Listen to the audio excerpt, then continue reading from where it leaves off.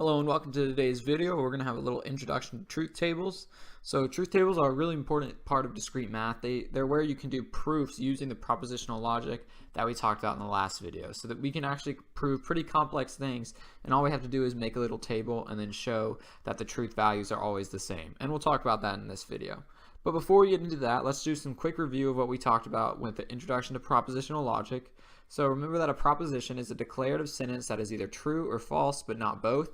An example that's not a proposition would be me telling someone, do your homework. That's not a proposition. It doesn't have a truth value. It's just a declarative sentence. But something that is a proposition would be, she got a 100 on the test. That's a proposition because it has a truth value. She either got the 100 or she didn't get the 100. You can't have both, but it's something that has a truth value. So now connectives are what we use to make these compound propositions. So that's often when we have two things going together. So if you study for the test, then you get a 100. That's a compound proposition. So it has two propositions within it. So, and now we also have what they're called. We have negation, conjunction, disjunction, exclusive or, implication, biconditional. And I would say these symbols here in the second column, important to be able to memorize those because that's how they're going to be represented in all these problems. So make sure you have those down. So all propositions have a truth value, and the truth value of a compound proposition depends on the values of its components. So that's important because we're going to talk about that. That's how we use the truth tables. We say that, okay, well, if P is true, then not P has to not be true. So that's an example of how the compound proposition of not P depends on the value of P. So truth tables are used to show all possible combinations of statements and connectives along with their truth values. So let's do a quick example of what a truth table looks like. So this is a simple example with negation. So what we do when we set a truth table, we set everything that we're going to need, and if we're just doing negation, all we need is the proposition P, and then we're going to compare it to not P. And then what we do is for the P, all the thing that we're kind of just setting it equal to, the thing that we have to know to figure out everything else, we just write all possible scenarios. So all possible scenarios for P are true and false. And that's the only one we have. So it's just P, true, false. Then now we need to think, okay, well, what's the value of not P? When P is true, not P is false. When P is false, not P is true. So that is the truth table for this. That is the truth table for negation. It's really easy when it's just those two. And we're going to see what it looks like when it gets a little bit harder. Unfortunately, there's no real way to just easily explain truth tables. We kind of just have to go through examples. So now let's look at a more difficult one. So example of more than one statement. So this is when we have disjunction. So we're saying P or Q. So again, what I write down on the top is I write down everything I need to do to get to this final statement of P or Q. So now I need to write the four scenarios. And now be careful to notice that there are four scenarios because P can be true and Q can be false, and that's one scenario that involves P and Q. So what we're doing is we're considering all scenarios that involve P and all the ones that involve Q. And one is that P is true, Q is false. Another is that P is Q, P is Q and Q is true. And then another one is that P is false, Q is true, and lastly, they're both false. So that's what I mean. That's what I mean by you kind of have to set it up. You need to get everything that's part of the connective in the beginning, and then you write down all possible situations. And usually it's going to just be two things. It's not usually going to be one. It's usually going to be two, like P and Q. And then you're going to have to write down all the possible scenarios, and it's going to be four every time. So the true, false, true, true, false, true, false, false. So now the question is P or Q. When is that true? So we look to the left and we see, okay, P is true and Q is true, and Q is false. So now, is the statement P or Q true? And it is, right? Because P is true. Okay, so now true and true. Is P or Q true? Now you have to be careful here because the or is inclusive. It includes the fact that both could be true. And that's what happens here. Both are true, so we say P or Q is true.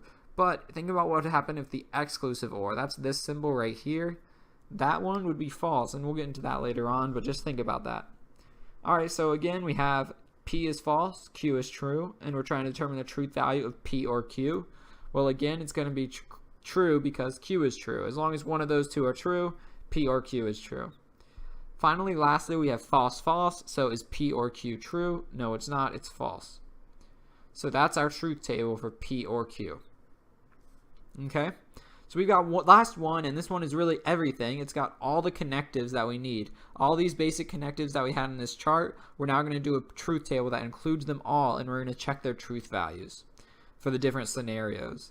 So notice again that all of these depend on P and Q. There's no third variable, so the only thing we need is we need to consider all cases of P and Q together.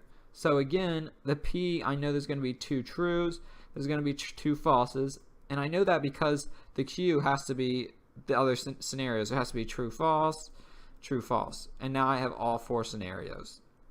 And now I have to go down the list and think of each one at a time. First, not P. We went through that one. Well, not P. If P is true, is false.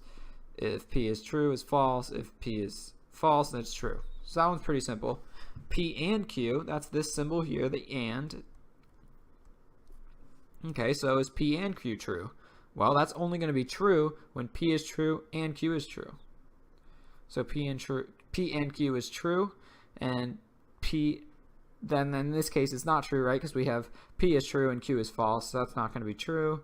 We have P is false and Q is true, that's going to be false. Then lastly, we have both of them are false, so that's false as well, because P and Q are not both true.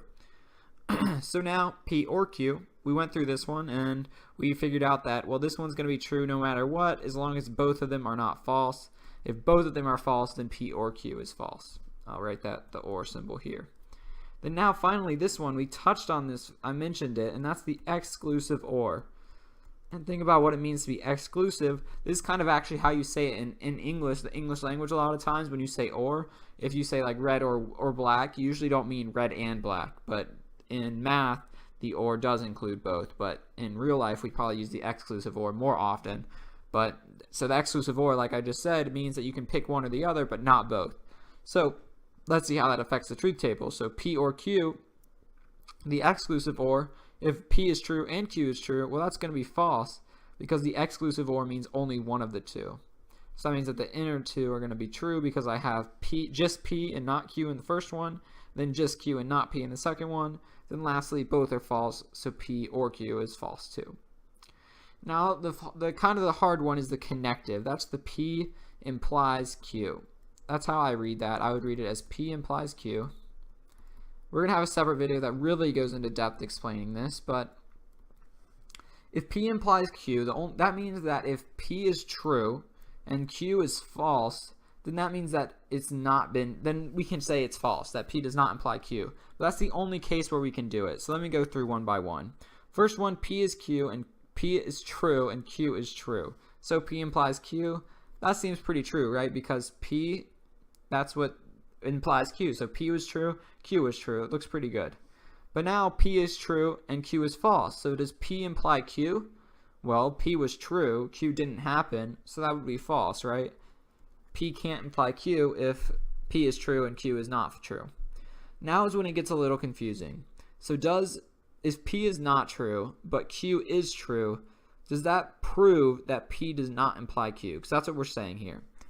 When we say P implies Q is false, we're saying basically P does not imply Q. And the thing is, it's actually true. So we don't have evidence to say that P does not imply Q, so we have to say it does imply Q. There's no evidence to say it doesn't because P implies Q is exactly what it sounds like. It means if P is true, then Q must be true.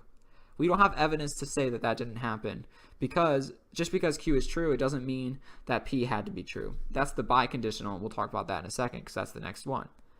But now we have, okay, the last one. If both are false, does P imply Q? We don't have any evidence to say it doesn't, so we leave that truth value as true. And now the biconditional. So now you can basically think of the biconditional. If P, that's the double arrow there, it's basically the equivalent of having P implies Q and Q implies P. That's the double arrow right there. So both have to be true. So again, P implies Q. Well, if P is true and Q is true, that looks pretty good, right? But now we got to be careful. So now P is true and Q is false. So does P imply Q? No, obviously not. So that's going to be false. But now, if P is false but Q is true, what about the biconditional? is that the thing is with this one, you have to look at this second part. So we said the biconditional implies that P implies Q and Q implies P. And that's where we're going to have a problem, because with Q implies P, in this case we have that Q is true and P is not true, so Q can't imply P. So that's got to be false for the biconditional. Then if both are false, we don't have anything to prove otherwise, so it's true. We're going to have a video that goes way more in depth on these two conditionals, the biconditional and the normal conditional. So if that was a little confusing, don't worry too much about that. We'll get into more depth later on. But hopefully now you kind of get the understanding of what a truth table is. We haven't really gone through doing proofs with truth tables, but quickly, the way you prove with a truth table is if they always have the same truth value, you can say they're logically equivalent. So if none of these are logically equivalent, but we'll go through some examples. So basically, this video was just to get you guys in the habit of making the truth table, understanding how you start the truth table, and then we'll talk about actually doing them later on, using them to prove things. So thanks for watching, and let me know if you have any questions. Have a good one.